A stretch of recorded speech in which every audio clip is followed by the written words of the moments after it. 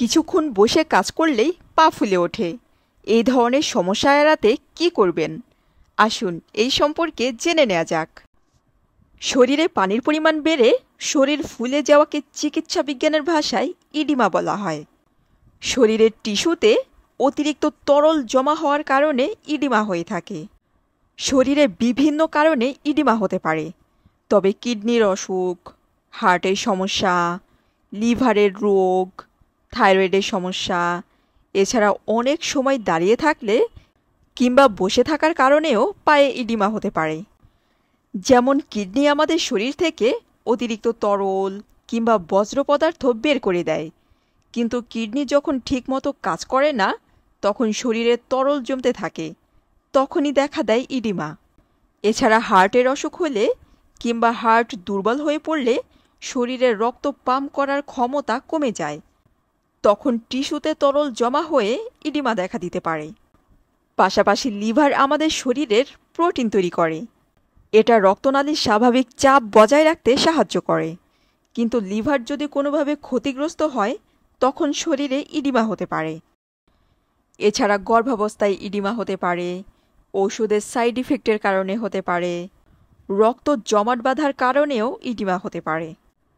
এবার জেনে নিন পা ফুলে যাওয়ার সমস্যা এড়াতে কি কি করবেন। নাম্বার 1, লবণ খাওয়ার পরিমাণ সীমিত করুন। অতিরিক্ত লবণ শরীরে পানি ধরে রাখে, কারণ লবণে প্রচুর পরিমাণে সোডিয়াম থাকে। এছাড়া বিভিন্ন ধরনের ফাস্টফুড, চিপস কিংবা প্রক্রিয়াজাত খাবারে প্রচুর পরিমাণে লবণ দেয়া থাকে, তাই এই ধরনের খাবার খাওয়ার পরিমাণ কমিয়ে এর পরিবর্তে ফ্রেশ ফলমূল খেতে পারেন। নাম্বার 2, পর্যাপ্ত পরিমাণে পানি পান করুন, কারণ শরীরে পানিশূন্যতা দেখা দিলেই সোডিয়ামের মাত্রা বেড়ে গিয়ে শরীরে ফোলাভাব দেখা দিতে পারে। এই জন্য দিনে অন্তত 8 থেকে 10 গ্লাস পানি পান করার চেষ্টা করুন। বিশেষ করে গরমের দিনে আরও বেশি পরিমাণে পানি পান করতে হবে। নাম্বার 3, পা উঁচুতে রাখার অভ্যাস করুন। এক্ষেত্রে ডেস্কের নিচে ছোট ফুট রেস্ট বা বাড়িতে কাজের সময় পায়ের নিচে বালিশ রাখতে পারেন।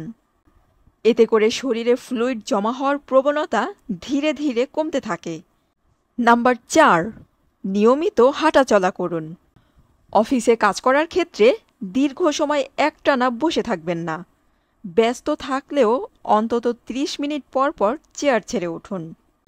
কিছু সময়ের জন্য হাঁটাহাঁটি করে নিতে পারেন।